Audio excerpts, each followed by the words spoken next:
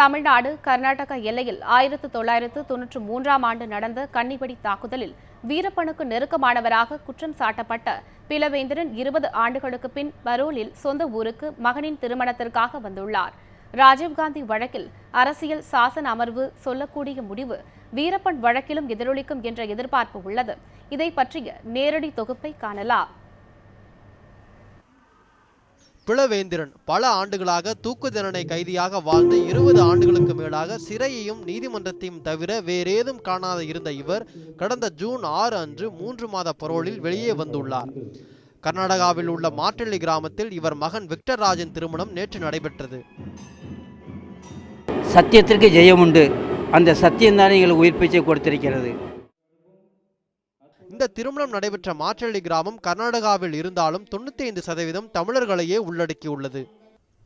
1993ஆம் ஆண்டு தமிழ்நாடு கர்நாடகா எல்லைப் பகுதியில் நிகழ்த்தப்பட்ட கன்னிவெடி தாக்குதலில் வீரப்பனுக்கு நெருங்கியவர்களாக கருதப்பட்டு பிலவேந்திரன், ஞானப்பிரகாசம், சைமன், மீசை மாதியன் ஆகிய 4வருக்கு கடந்த 2004ஆம் ஆண்டு உச்சநீதிமன்றத்தில் தூக்கு தண்டனை உறுதி செய்யப்பட்டது.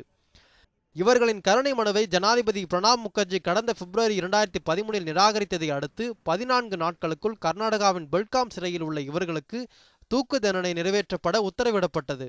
இதை எதிர்த்து தொடுக்கப்பட்ட சீராய்வு மனுவுக்கு பின் கடந்த 2014இல் இவர்களின் கருணை மனுவின் கால தாமதத்தை கணக்கில் எடுத்து நீதிபதி சதாசிவம் தூக்கு தண்டனையை ரத்து செய்தார். தூக்கு தண்டனை ரத்து செய்யப்பட்டாலும் 20 ஆண்டுகளுக்கு மேலாக இவர்கள் கால எல்லை இல்லாமல் சிறையில் வைக்கப்பட்டதை கணக்கில் கொண்டு விடுவிக்க வேண்டும் என்ற கோரிக்கையின் நிலையை பிலவேந்திரன் மகன் திருமணத்தில் பங்கேற்க வந்த மனித உரிமையாளர் ஹென்றி டிஃபேன் குறிப்பிட்டார்.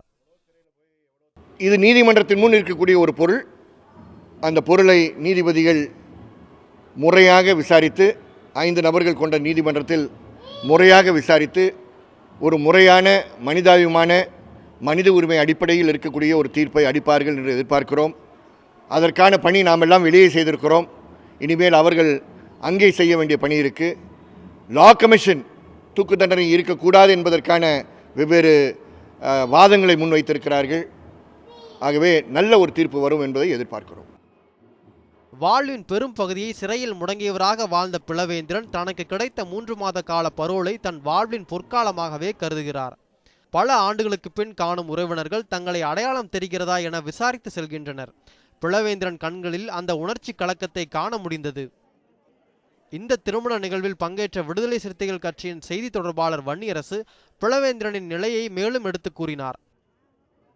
ராஜீவ் கொலை வழக்கில் இருக்கிற பேரறிவாளன் உட்பட அனைவரையும் இங்கே வீரப்பன் குற்ற வழக்கிலே குற்றம் சம்பந்தப்பட்டு சிறையில் இருக்கின்ற பிலவேந்திரன், ஞானப்பிரகாசம், மீசை மாதையன், சைமன் ஆகியோரை விடுதலை செய்ய வேண்டும். இதுதான் ஒரு மனிதநேயத்திற்கான ஒரு முன் உதாரணமாக இருக்க முடியும். உலகத்தில் உள்ள அனைத்து நாடுகளிலுமே மெல்ல மெல்லமாக இந்த மரண தண்டனை குறைந்து உடனடியாக அவர்கள் ஆயுள் தண்டனையாக அல்ல, உடனடியாக விடுவிக்கப்பட்டிருக்கிறார்கள். ஆனால் இந்தியாவில் குறிப்பாக தமிழகத்தில் இது ஒரு முன்மாதிரியாக, மோசமான முன்மாதிரியாக இருக்கிறது. இவர்களை உடனடியாக தமிழக அரசு விடுதலை செய்ய வேண்டும். கர்நாடக அரசு இங்கே வீரப்பன் குற்ற வழக்கில் கைது செய்யப்பட்டிருக்கிற பிலவேந்திரன் உட்பட 4 பேரையும் உடனடியாக விடுதலை செய்ய வேண்டும்.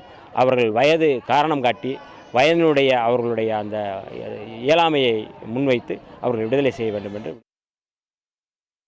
இந்த சூழ்நிலையில் ராஜீவ்காந்தி கொலை வழக்கில் தண்டனை விதிக்கப்பட்ட பேரறிவாளன் முருகன், சாந்தன் உள்ளிட்ட 7 பேர் மீதான வழக்கு நாளை 5 நீதிபதிகள் அடங்கிய அரசியல் சாசன அமர்வு முன்னால் விசாரணைக்கு வருகிறது. இந்த 2 வழக்கில் குற்றம் சாட்டப்பட்டவர்கள் தங்கள் தரப்பு நியாயமும் நிலையும் ஆராயப்படாமலும் ஏற்கப்படாமலுமே வழங்கப்பட்ட தண்டனையாகவே இதை கருதுகின்றனர். தூக்கு தண்டனை ரத்து செய்யப்பட்ட பிறகும் எல்லையில்லாத இந்த ஆயுள் சிறையிலிருந்து அவர்கள் விடுவிக்கப்பட வேண்டும் என்கின்றனர் மனித உரிமையாளர்கள். ராஜீவ்காந்தி வழக்கில் அரசியல் சாசன அமர்வு சொல்லக்கூடிய முடிவு வீரப்பன் வழக்கிலும் எதிரொலிக்கும் என்ற எதிர்பார்ப்பு உள்ளது. மகா தமிழ் பிரபாகரன், நியூஸ் 7 தமிழ், மாற்றள்ளி, கர்நாடகா.